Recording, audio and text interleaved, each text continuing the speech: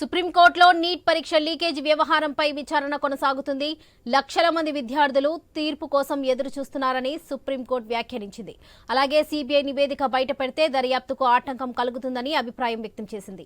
అయితే 131 మంది విద్యార్థులు పిటిషన్ వేశారని అడిషనల్ సాలిసిటర్ జనరల్ కోర్టుకు తెలిపారు. ఈ వ్యవహారంలో తీర్పు అనేది ఇప్పుడే చెప్పలేమని, 23 లక్షల మంది విద్యార్థుల భవితవ్యంతో ఈ కేసు ముడిపడి ఉందని సుప్రీంకోర్టు తెలిపింది.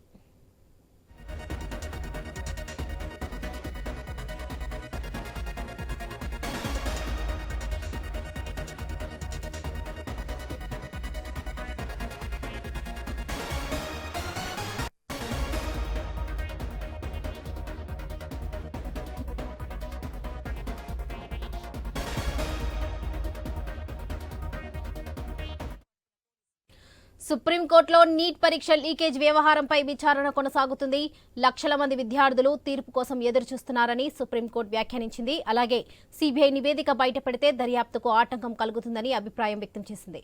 అయితే 131 మంది విద్యార్థులు పిటిషన్ వేశారని అడిషనల్ సాలిసిటర్ జనరల్ కోర్టుకు తెలిపారు. ఈ వ్యవహారంలో తీర్పు అనేది ఇప్పుడే చెప్పలేమని, 23 లక్షల మంది విద్యార్థుల భవితవ్యంతో ఈ కేసు ముడిపడి ఉందని సుప్రీంకోర్టు తెలిపింది.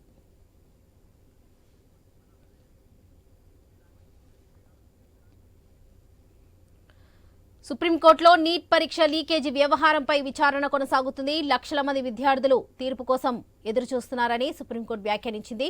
ఇదే విషయంపై మరింత సమాచారం మా ప్రతినిధి రామకృష్ణ అందిస్తారు. రామకృష్ణ, చెప్పండి. సుప్రీంకోర్టులో నీట్ పరీక్ష లీకేజీ వ్యవహారంపై విచారణ కొనసాగుతుంది. లక్షలాది మంది విద్యార్థులు దీనిపై ఎదురు చూస్తున్నారు. దీనికి సంబంధించిన డీటెయిల్స్ ఏంటి? అయితే నీట్ పరీక్ష అవకతవకలపై సుప్రీంకోర్టులో విచారణ సాగుతుంది. మరి ఈ విచారణలో చాలా కీలకమైన అంశం, ఎందుకంటే 25 లక్షల మంది విద్యార్థుల భవిష్యత్తు కూడుకున్న అంశం కాబట్టి చీఫ్ జస్టిస్ ధర్మాసనం చాలా ఆచితూచి అడిగి వేస్తుంది. ఈ రోజు అదనపు సొలిసిటర్ జనరల్ కొన్ని విషయాలను సుప్రీంకోర్టు దృష్టికి తీసుకొచ్చారు. అది ప్రత్యేకంగా చీఫ్ జస్టిస్ డివై చంద్రచూడ్ నేరుగా అడగడం జరిగింది. ఎంతమంది దీనికి సంబంధించి హాజరయ్యారు, ఎన్ని పిల్స్ అప్లికేషన్స్ ఫైల్ అయినాయి కోర్టులో అని చెప్పి, దానికి 131 మంది విద్యార్థులు నీటి అవకతవకలపై సుప్రీంకోర్టులో పిటిషన్ వేశారని చెప్పి సొలిసిటర్ జనరల్ చెప్పడం జరిగింది. 25 లక్షల మంది విద్యార్థులు ఎగ్జామ్ కి అటెండ్ అయ్యారు.